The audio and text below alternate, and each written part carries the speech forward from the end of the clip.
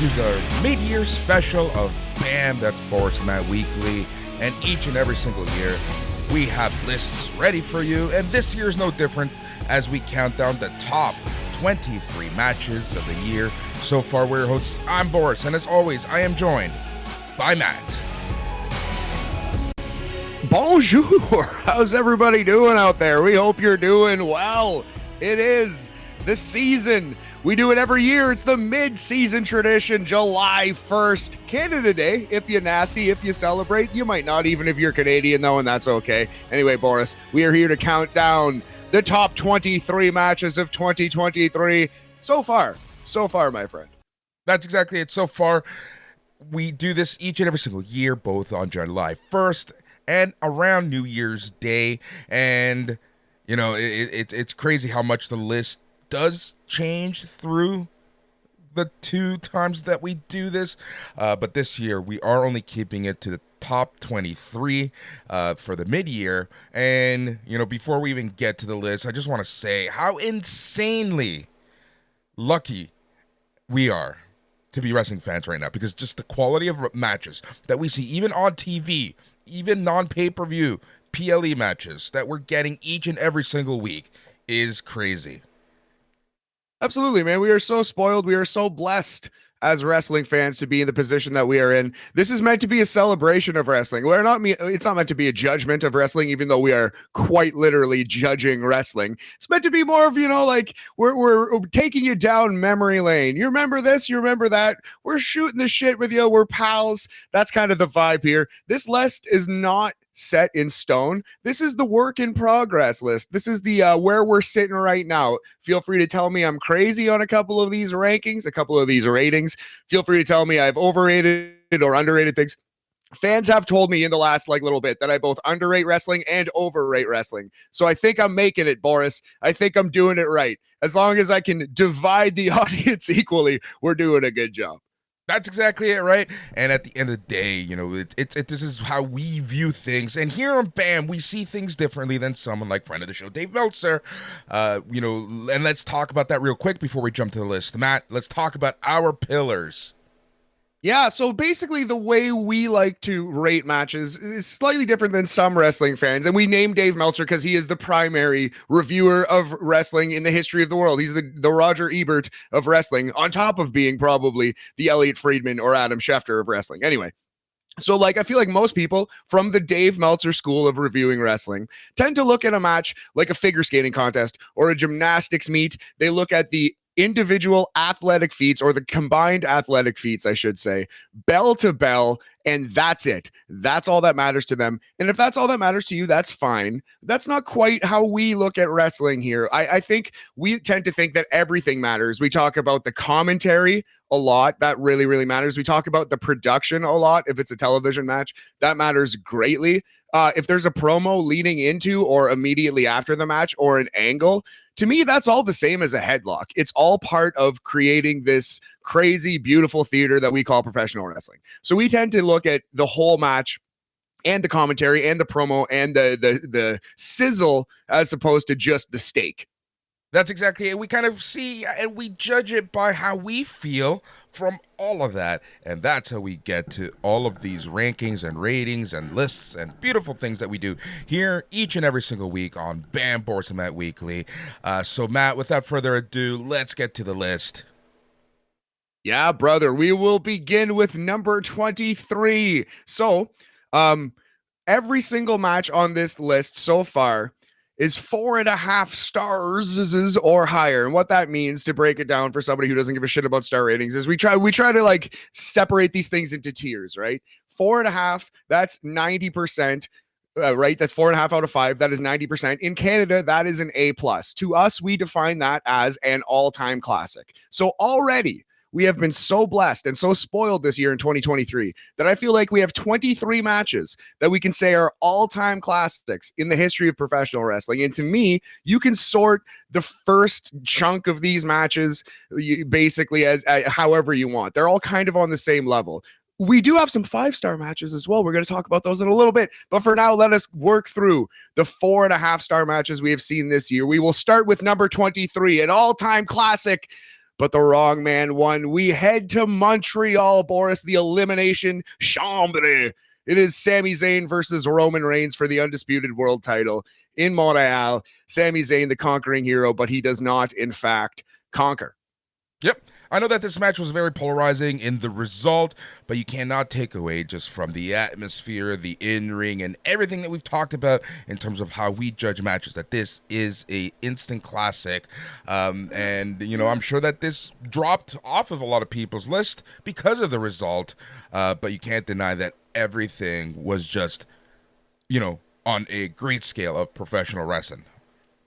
I think you can tell the exact same story, even with Cody losing, but Sami Zayn does beat Roman and immediately loses it to him. It makes Sami Zayn this generation's Mick Foley for life. This was The Rock versus Mankind. January 4th, 1999, is it? The same day of the Finger Poke of Doom, where Mankind finally wins his first world title. This was that exact match, except Mankind fucking lost. What are we doing here, guys? What are we doing? Just remember, though, a lot of people don't view that era as high as others because of the transitional champ and this and that and blah, blah, blah, blah, blah. I'm not going to get into those debates because I agree, and I'm kind of on the fence of a lot of stuff. But, you know, at the end of the day, February 18th, Montreal, great match. Absolutely brilliant. Classic wrestling match. And I just think the simple fact is there have been 22 matches that are better. Maybe you disagree. Maybe you think there are 100 matches that were better. Who knows?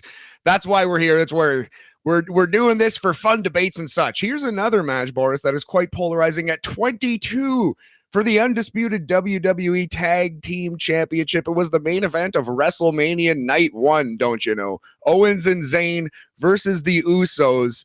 That is quite a polarizing match. I've literally seen people say this was the greatest tag team match of all time. No, it wasn't. But it was certainly a worthy WrestleMania main event and a great, great match. And especially with the moment, the culmination of the story, how could you not call it a classic moment in WWE? Well, that's exactly it, right? And if you had told me even 2 years ago, a year ago, 5 years ago, that a tag team match was going to headline even one night of WrestleMania, I would have laughed at you. 1,000%, man. That's like, it's absolutely insane to consider. But yeah, kudos to them for getting to that point where it made sense. It had to be. It was the only choice that made sense as the main event of WrestleMania Night 1. All right, so that is number 22. Number 21, here's one, brother. I don't know if you've seen this match yet. You got to check it out if you haven't. An all-out war, loser leaves unit, 12-person 6v6 steel cage match. Queen's Quest versus Odio Tai from Stardom Sunshine. This was on June 25th, 2023. Have you seen this? Yes, I have.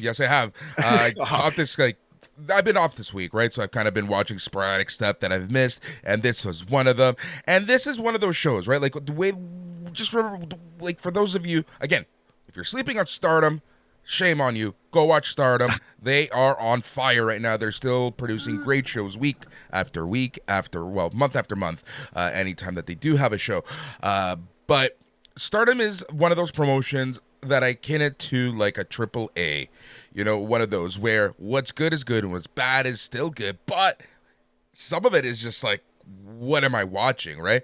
And some of these gimmick matches have just gone tits up for Stardom. Remember last year's ladder match when the prize literally fell apart? There's been some rough ones. There have been some rough ones for sure. And this had a chance to be a little Russo-esque. But I actually it was chaotic the entire time, but I thought it was quite fun. So the rules of this match, it is 6v6. Escape the cage rules. It is a squad versus a squad, unit versus unit, stable versus stable. The last person remaining in the cage will lose the match and be kicked out of their stable forever. So the storytelling in this match the whole time was great. the leader of Queen's Quest, Utami Hayashishita, one of our favorites here on the BAM program. Love her work. She's absolutely incredible. She was being the fearless leader, and she was trying to get her squad out of the cage. She would literally pick her teammates up off the ground, put them on her shoulders, and help them up the cage. So she was the fearless leader, and she was staying in until the end. The heels, every woman for themselves. They're bad people. They really didn't give a fuck. And then near the end of this match, there was a big bit of storytelling going on with Saya Kamitani and Utami Hayashishita. I will leave that unspoiled to the viewer who has not seen this match yet. I suggest you go seek this out. It's a little tough to find. If you know what you're doing on the gray web, or if you'd like to subscribe to Stardom World, you can see this. I suggest paying money, pay Stardom your money to see some of these great matches. And yeah, this was one of the best, and it's not even the last time we'll be talking about Stardom on this list, my friend. But one of the craziest, most chaotic, most fun matches you're going to see all year. Yep. And again, one of the things that we both love about Stardom, that we just gush about Stardom, is the fact that when they have a stipulation, by God, do they stick to it. Absolutely, and they make it mean something. And when things like this happen, like it's big character development for the person who gets kicked out in the end. So yeah, just excellent stuff. I would definitely say an all-time classic in terms of storytelling, in terms of action, just in terms of being a unique match in this crazy professional wrestling business. There's been a lot of match types. There's never quite been something like this. Yep, exactly. All right, sticking with polarizing matches that I do think are classics. Number 20, AEW Dynamite number 175 Championship Fight Night. That was February 8th, 2023. Boris, it's Bryan Danielson versus Roosh. So do you remember this match? Oh, I do. I love this match. I really did. I'm a huge Roosh fan. There's something about Roosh that's been bothering me. Can't quite put my finger on it, but as a entertainer, as a wrestler, I think that he's great. And we gush about Bryan Danielson almost any time that we do talk about AEW on BAM. Bryan Danielson is literally making a case for being the best wrestler of all time. If you look at his wide array of classic matches versus a different amount of opponent, I don't think he's ever had a bad match. He's maybe had 2 or 3 in WWE, hampered by their style. He had a good match with fucking Kamala, for Christ's sakes. This is also someone who was able to not only have classics, and from a technical point of view, before he went to WWE, adapted to the WWE style, and turned himself into a star. Absolutely, man. So yeah, can't say enough about Bryan Danielson. As for young Roosh, I love his work. I love to watch him in the ring. I'll tell you this, I would never want to wrestle him ever. I would rather have a real fight versus CM Punk than have a fake wrestling match against Roosh. This guy beats the crap out of people. And I think what you're seeing, Boris, maybe this is what I dislike about Roosh. And this is what I disliked about this match. And it was what kept it from being 5 stars, because it was a compelling, violent, brilliant match that Roosh didn't sell a thing in. He just doesn't sell this guy. He just goes and goes and goes. He's all offense, and he's incredible to watch. But I wish there was a little more give in Roosh's game. It feels like it's all take. But yeah, this match was great. It's very similar to the complaint that Roosh got for his match against Jungle Boy, which a lot of people point to, like, where Jungle Boy just really needed to feel like a star, and Roosh just didn't do that for him.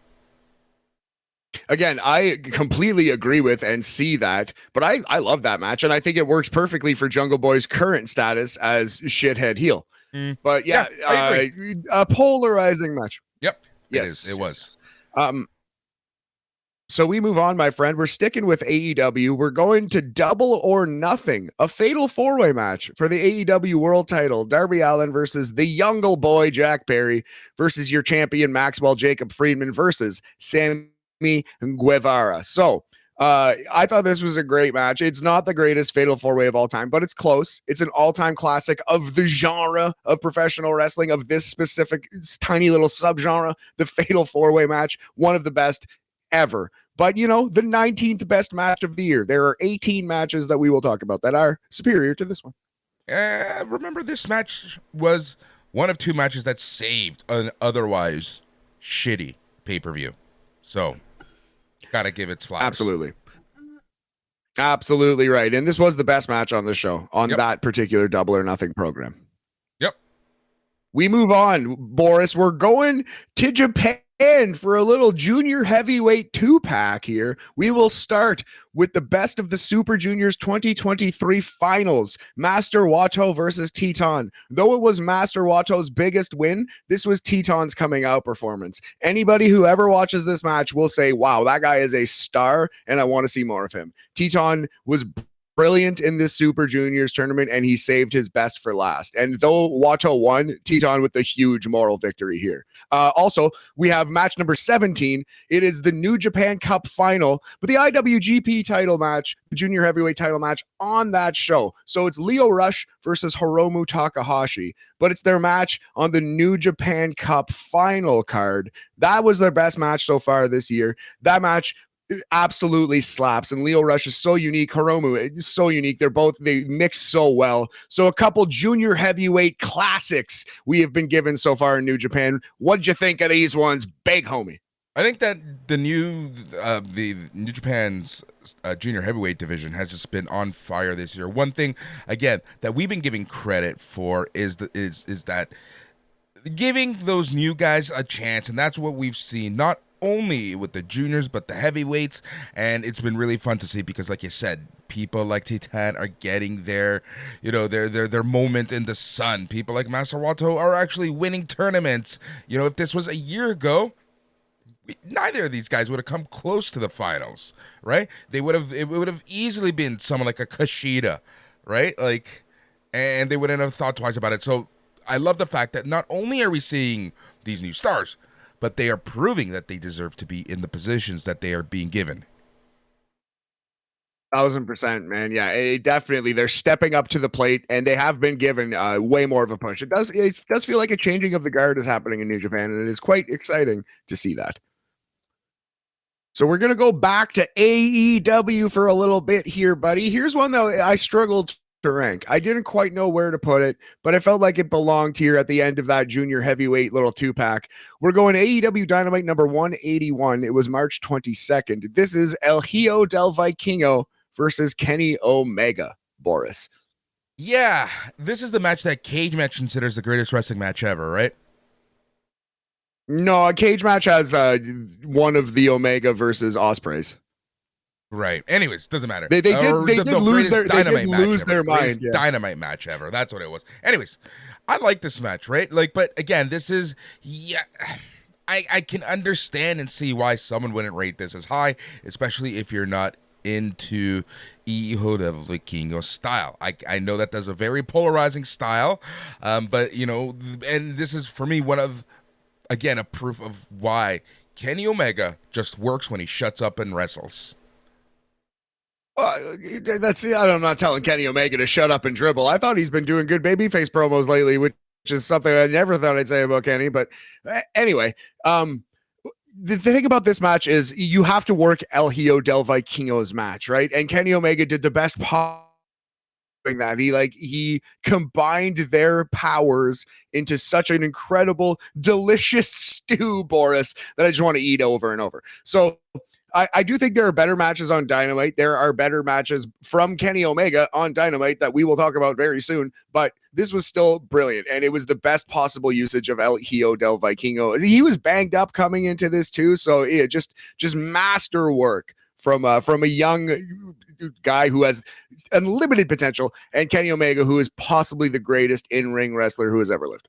Thing about Kenny Omega, right? And this is what makes Danielson and Omega just on that top tier special type of wrestler. You put them in the ring with anyone, and they're so good that they can adapt to their style and get a good match about literally anyone.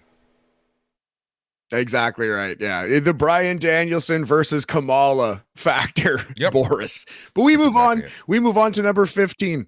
AEW Dynamite number 174, brother. This was February 1st. It was a no holds barred match for the TNT title. Darby Allin versus Samoa Joe. These guys have awesome chemistry. Samoa Joe killed this man yet again. I love Darby Allin versus a huge ass kicker. Darby Allin versus Brody King last year. Great. Samoa Joe this year, great. Yep. I don't have much more to add. It was a very fun match.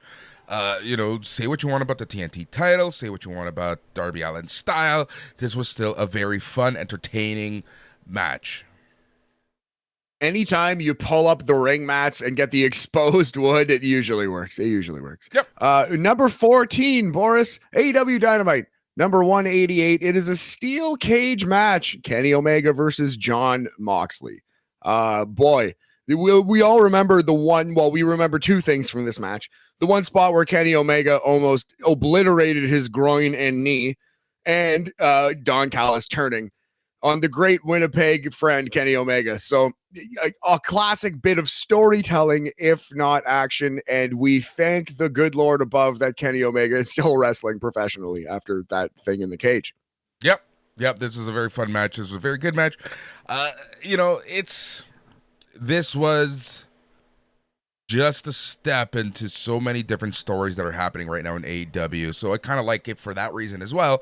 And it was just a very fun match. And, again, being able to see new stuff happening in cage matches is always fun. And yeah, it was just a fun little ending that really added to a lot of drama and the what's going to happen next factor. Yes, absolutely. I wonder, buddy, what Kenny Omega's plan was for that V trigger where he stuck himself between the ring and the cage and almost like destroyed every part of his body. Because was he supposed to roll out of the ring? He wasn't. There was no way he was planning on wedging himself in there, was he? I don't know. I just struggled to see how that could have gone any other way than how it did.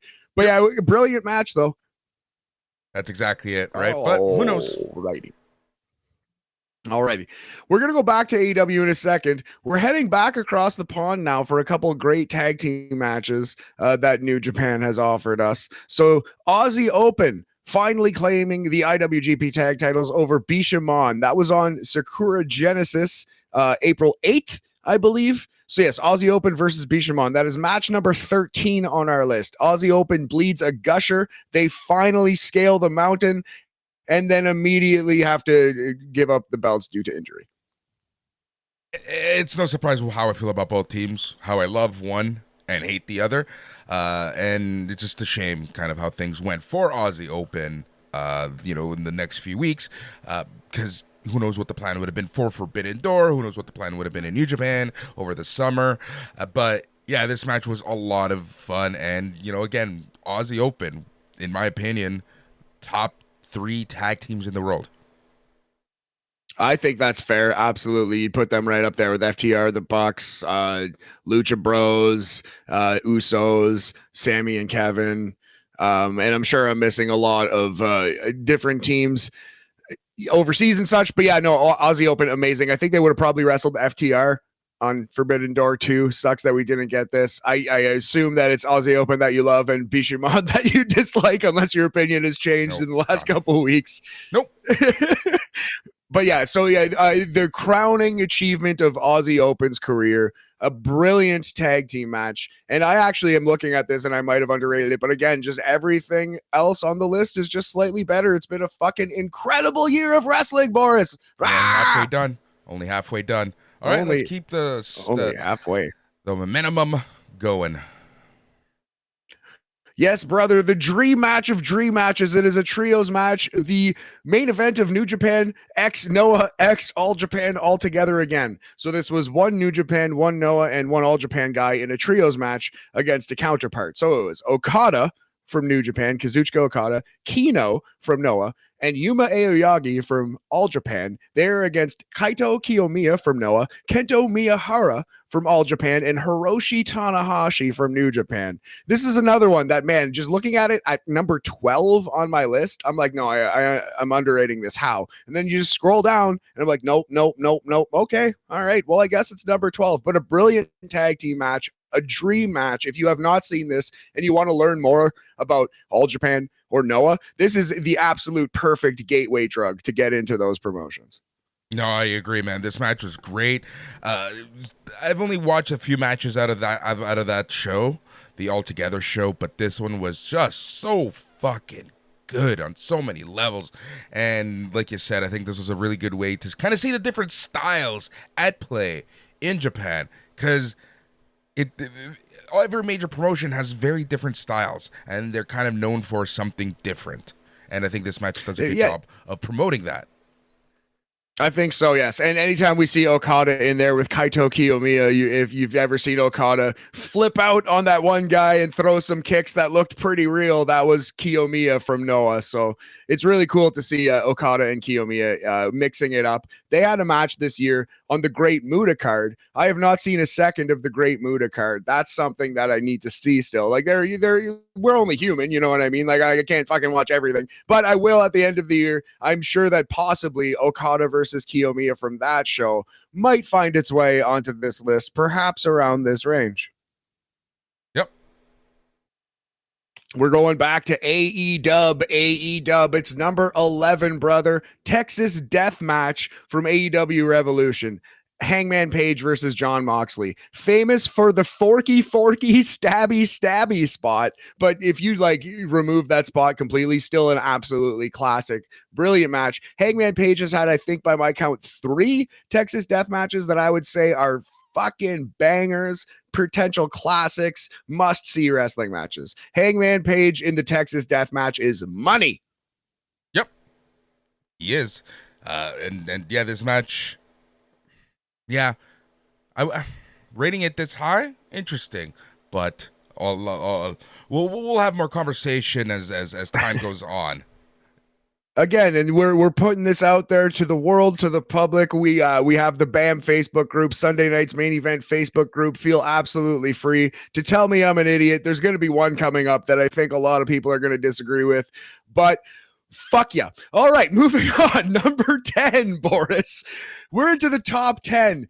Last man standing from NXT Battleground. Dijak versus Dragunov. Last man standing match. Dijak versus Ilya Dragunov. Some of the finest work of Vic Joseph and Booker T's commentary career as well, wrapped around this crazy, violent last man standing match. Yeah, this is the match where I was watching after the fact, because we chose Double or Nothing, obviously. And I'm like, man, I chose the wrong show to watch live. Absolutely. Yeah, this aired at the same time, I believe, right, as AEW Double or Nothing, this Battleground show. They put it head to head, and Battleground was better. Battleground was better than Double or Nothing this year. Strange as it is to say, it really was, chiefly because of this specific match. Yeah, and honestly, Dijak is such an underrated performer. But Ilya Dragunov, man, like this guy has just proven time and time again that you put him in a big time match, he is going to deliver and then some. Every single time, and both of these guys, excellent big match wrestlers. That's a really good point, Boris. That's why you're here, brother. All right, we're moving on to the Stardom match of the year. This is match number 9 on our list. It is the main event of All-Star Grand Queendom. It is Julia versus Tam Nakano for the World of Stardom title. The best Stardom match of the year so far. It was an all-time classic. It was their version of like the classic New Japan, the classic All Japan main event. And yeah, Julia, I am surprised with the result in this match. If you haven't seen it, go watch it. If you're not familiar with the Stardom, this is their big world title, and Julia had just won it, defended it maybe 2 or 3 times, and here she is against longtime favorite Tam Nakano. Yep, that's the thing. I think the result of this match, and if people know how I feel about Julia, right, then you kind of know what the result is, and for me, the result itself kind of made it that much more special as a match. Absolutely. Yeah, I definitely think so, man. I do agree with that. And it's a great compliment to the women of WWE that a Stardom match is not the women's match of the year, in my opinion, so far. It's just my opinion. Who the fuck am I? Anyway. Moving on, Boris, the women's match of the year so far in 2023, the SmackDown women's title, WrestleMania 39, night 1, arguably should have main evented this show. Charlotte Flair versus Rhea Ripley. Banger of a match, a classic, the best women's match of the year so far. Charlotte Flair versus Rhea Ripley, that we have it at number 8 on our list this year. This match was so freaking good. Again, Rhea Ripley, just give her a big time match and she will deliver. And Charlotte as well, right? Charlotte gets a lot of crap. She gets a lot of crap for having the last name that she does, for coming back and getting opportunities. But you know what people forget? What's that, brother?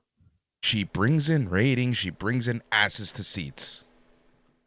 She does. She actually does. People do give a shit about Charlotte. The casual quote unquote fan, and by that I define it as somebody who watches but not like is consuming podcasts and stuff like this, you know, like everyone's on the internet to some degree. But if you're just like flipping channels and you don't know much or you don't care to know much about it, you see Charlotte and you care about her. You think that she's a star because she has been presented as such for 10 fucking years. Yep, exactly. Exactly right, brother.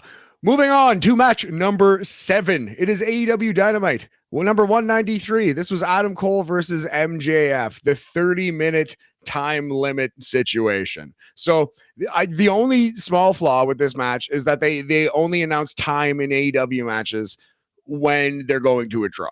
They never announce the time in a random match that goes 17 minutes. They only announce it if it's going 30. So as soon as they said 15 minutes gone by, 15 minutes remaining, it was like, fuck, they're going to a draw here. And they did, but it was still a brilliant match. Yep. And it's funny that you say that because if you remember in the Omega Osprey match, they called out a random interval at some point, and you kind of made you think twice about that. Yeah. Okay. Anyway, so back to this match.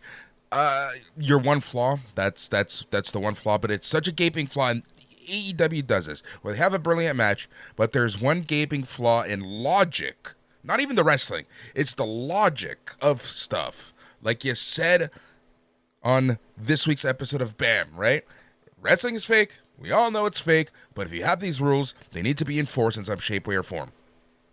Yeah, otherwise it's just nonsense. Like if you introduce a rule, you must enforce the rule. Otherwise, you're just telling us all of this is nonsense. That's all it is. And it's a very simple concept. But again, that's like it's a small little thing. I'm sure not a lot of people noticed. And maybe I'm off base myself, but I will point out that Osprey versus Omega happened after this match. So maybe it's a lesson they are learning because people, assholes like me on the internet, are saying, you know, that's what I basically do on this podcast. Pretty much. Not just the podcast, but that's why we do what we do, my friend. Rabble, indeed. So let us continue to rabble, and we will go to match number 6. Boris, we're sticking with WrestleMania. This is the WrestleMania match of the year. It is a triple threat match for the WWE Intercontinental title. Drew McIntyre versus Gunther versus Sheamus. Again, the way we were talking about Fatal 4-Way and the way we're talking about Last Man Standing, it's a potential greatest of all time. This is a potential greatest triple threat match of all time. Therefore, it must be a classic. It must be discussed with the greats. When you're physically moving and just like feeling the pain that the wrestlers are feeling, and every pin that they're doing, you're on the edge of your seat. How can this match not be rated where it's rated, right? Like, this match was so much fun. This is one, especially when you see the next couple, you might say it's ridiculous that you have it below those. But again, that gets back to our pillars: emotion, storytelling, etc. So we are entering the top 5, Boris, and this is match number 5. 4.5 stars. Jay Lethal versus Mark Briscoe, the Jay Briscoe tribute match. Very rarely does wrestling elicit real emotions from you. Very rarely does wrestling make you cry. You know, this is something that like only professional wrestling can really give you. And I mean, in a way, I'm rating it highly because a man died. Yeah, sure. But like it's the response to a horrible tragedy that becomes something brilliant in the professional wrestling world. And that's why we love this specific genre of entertainment so much, because it can create these moments that nothing fucking else can. So kudos to Jay Lethal and kudos to Mark Briscoe, and rest in peace, Jay Briscoe. And this was a beautiful professional wrestling match that I will never forget. Honestly, I'm just going to leave it at that because you can, there's nothing I can add. Beautiful. All right. Thank you very much, brother. But there is something that I know you can add to this next one, because we have now entered a new tier, Boris. These next 4 matches are what I would consider 5 stars. Perfect, brilliant, first ballot Hall of Fame. It's like the Godfather 2 of professional wrestling. It's like I don't know what else is an all-time classic movie. 50 First Dates. No, that's ridiculous. Anyway, an all-time 100% out of 100, 5 stars. Couldn't do it better. Here we go, buddy. We will travel to the island of Puerto Rico. A San Juan street fight. The Bad Bunny versus Damian Priest. This is a 5-star match because this is the best possible celebrity versus wrestler match. You will never get a celebrity who means more. Even fucking Logan Paul with his goofball fucking antics, ripping off fans and such. Even Logan Paul, you will never get the emotion. You will never ever get somebody who means more. You'll never get two guys in a land like Puerto Rico that has been starved for wrestling for so long. The over the top run-ins, every moment of it, while on if it would have happened on a TNA pay-per-view in 2002, we would have all rolled our eyes. On this day in front of that crowd, something special. 5 stars. I will fist fight you if you disagree. Dude, this match was perfection. We gushed about it on the after party. We're gushing about it right now. And my feelings about this match have not changed. This match was pure perfection. And just for so many reasons, it elicited, like, that's the thing, right? Just like the previous match. And for very different reasons, it got you emotional. It got you into it. And you couldn't wait to see what happened next. Was this match overbooked? Hell yeah. But it just worked. On this day, it was perfect. It was perfect. It was exactly what that match needed, what that crowd needed. And the Bad Bunny is the greatest celebrity wrestler of all time. Logan Paul, quite good. There's been some good ones. Floyd Mayweather, quite good. Bad Bunny is the greatest celebrity wrestler of all time. Yep. Agreed. All right. We're getting near the top. Match number 3. Dave Meltzer has it at 6.25 stars. I believe Cage Match has it as the greatest wrestling match of all time. And I think it is merely perfect and merely the third best perfect thing that's happened this year. Kenny Omega versus Will Ospreay from Wrestle Kingdom. Their second match overall, their first match in this great feud. Wrestle Kingdom, January 4th, 2023, for the IWGP United States title. So their first big match this year. What do you think? It happened January 4th, right? And back then, on January 4th, when we did the aftercast, we knew that we would be talking about it very high. And we knew that this year, 2023, was going to be a special year after seeing that match and seeing how good that match was. But what's crazy, Matt, and I know exactly what 2 matches are coming up. What's crazy is the fact that there are matches better than this. Absolutely. We did say on that day, like, if anything tops this, it's one of the greatest years in the history of pro wrestling. And I think that's what we're looking at right now, man. In terms of the amount of great matches, in terms of the truly special feuds and truly special moments that we've seen, this is up there with, let's say, 1989 is one of the all-time greats, where Ric Flair had like fucking 17 5-star matches against 3 against Ricky Steamboat, 2 against Terry Funk, 1 against the Broom, 3 against your mama. It's just like, he was just, you know what I mean? And it's just, we're very, very blessed and spoiled. So all of these are meant to be compliments. None of this is an insult at all. Number 2 on our list, Boris, the second best match of the year so far. 60-minute Iron Man match from AEW Revolution, Bryan Danielson versus Maxwell Jacob Friedman. So what makes it better than the Wrestle Kingdom match, but not as good as what we're going to talk about next? I think, like, the achievement of putting so much work, so much thought, so much care into this, pulling that off, just the level of skill, of brain power it takes to lay out this match and then perform it, not even considering the physical feats that it took. Amazing. Bryan Danielson tore his effing labrum in this match. He tore his labrum. That's the kind of thing that could put a MLB pitcher on the shelf for months and months and months. Like, that's a serious injury. Maxwell Jacob Friedman needed this in his career, though I think he's brilliant in all facets of wrestling. He still has some detractors, and he needed this. I just think, like, on the day that this happened, this was I could make the case easier that this was the match of the year. I think this was a better achievement on this day than Kenny versus Will Ospreay was on Wrestle Kingdom. Yes. Here's the thing, and I know what I'm going to say is going to be very controversial. Number one, remember, all these matches can be interchanged within each other at this point because they're all at the top tier. Number two, right? And this is where the controversy is going to come, but you're going to know what I mean. And this is where our pillars come into play. This was for the AEW World Heavyweight Championship. Yes, That's my point. That's my point. It was for the biggest prize in AEW. It was a big match, had that big match feel. So if we're looking at the four pillars, and the way that we talk about and rate matches, this match meant more than the previous match. And it's not just like, okay, so every title match gets a bonus star. No, it's not that. It lived up to the moment. It produced the big fight feel. That's something special. And we talk about commentary all the time. How impressive were Excalibur, Taz, and Tony Schiavone in this match? Specifically Taz and Excalibur. No nonsense, no bullshit.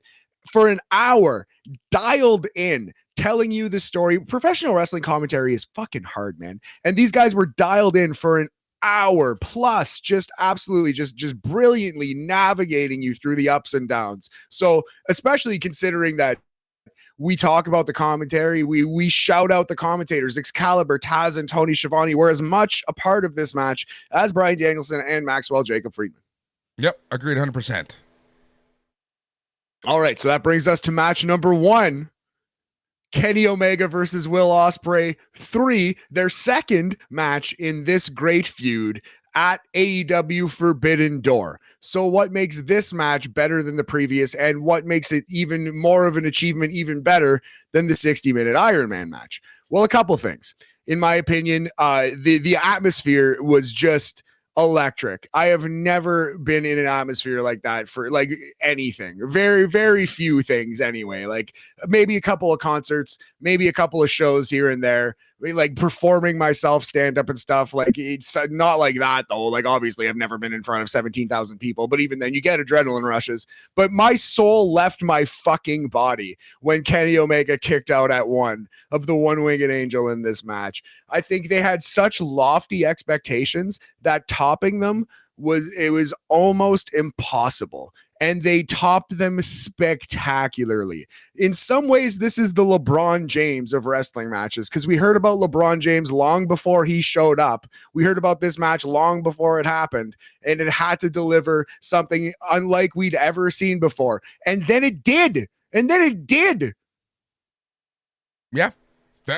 Yeah, dude, honestly, this match was perfection as perfection can be, and why I would rate this higher than the Wrestle Kingdom match. And let's go for a ride on this one. We were there, right? So I'm not saying that we liked it more because we were there and we got to experience a lot of stuff. I liked it more because we were there, and watching it back was just as good, if not better, than actually being there, because sometimes professional wrestling live isn't as good as watching it on TV. So the fact that you got the same emotions, you got everything, the presentation was great, just the emotion of, like you said, when Kenny Omega got up from the one-winged angel, right? Things like that, all of that emotion. The perfection in the production, in the commentary, in the overall story, right? Like the crowd, there was a crowd that was able to cheer. That alone makes it better. Like there's just so many reasons why that match at Forbidden Door was better. But for me, it was just being able to, this match, I watched it again the next day on TV, and it gave me a chubby the way that it did on Sunday night. I hope it didn't give you a chubby on Sunday night, but it did. Okay, very good. Yeah, no, absolutely. I'm willing to admit that there's bias here. That's fine. This is my list, and that's we need different voices. And again, not set in stone. I'm willing to go back. I'm willing to rewatch, revisit, and there are still many months to come in this year, 2023. Perhaps this will be topped. But I do truly believe that these all four are 5-star matches, and Omega and Ospreay have a chance to do something that's only been done once, in my opinion. You go back and look. Has there ever been another trilogy of matches in the same year that were all 5 stars? It's only been done once. Flair and Steamboat, 1989. I don't think there has ever been another year where 2 guys had 3 matches and they were all like the best ever, perhaps. So they have the chance to do something special. Last year was very close with FTR and the Briscoes. That's an excellent point. And I think they had 2, but I don't think sure. the middle match was there. It was still fucking amazing, and those guys are brilliant. That's an excellent shout out. They're very close, and they deserve their flowers too. Those are 4 Hall of Fame talents. But I don't think it's just such an incredibly rare thing, like unheard of. But yeah, man, a lot of fun. Hope you all stuck with this. Hope you all enjoyed it. Tell me I'm an idiot. Give Bad Bunny his flowers, damn it. And keep it locked here on BAM, because we do fun stuff like this all the time. Also, pay me real human money. Hire me. Steal me. Please. You can find all of our work at bamsportsentertainment.com. And you can obviously find us at senemyradio.com. Leave it locked in because you get all the shows, all the everything. And you can listen to Matt and I on our various shows on both networks. And then when we're together here on BAM Weekly, each and every single Friday for the foreseeable future. Matt, always a pleasure, always fun, always good list. And I think this is the first time that I agree with like 90%, 99% of the list. There's maybe one where I'm like, I don't know. But there we go. That's an achievement in itself. Usually I throw out an exploding barbed wire match or 2 in there just to mess with you. But yeah, again, happy Canada Day to anyone who's celebrating or anyone who chooses not to. And thank you all very much for listening. And thank you, Boris, very much for sticking around with me here, brother. And as always, thank you to each and every single person who has listened to us for the past 101 episodes here on BAM. Matt, congrats on 100+ episodes. It's been a hell of a 2 years because today, July 1st, 2023, is our 2-year anniversary. Shit, I didn't even think about that part. That's true. We did start our entire podcast with one of these wacky lists. Yeah, 101 Dalmatians. Each one more Dalmatian-y than the last. Yeah, man, awesome. I'm so happy to do it. I just love wrestling, man. I just want to celebrate it. I find too many people talk about wrestling in a negative way. Too many people don't appreciate the risks, the incredible feats that are done in front of our eyes. I just want to love wrestling and talk about it and share my love with other people. That's all. Yep, that's exactly it. As always, thank you so much for listening. He's Matt. I am Boris. Till next time, stay tranquilo. And to quote the great Brody Lee, yeah.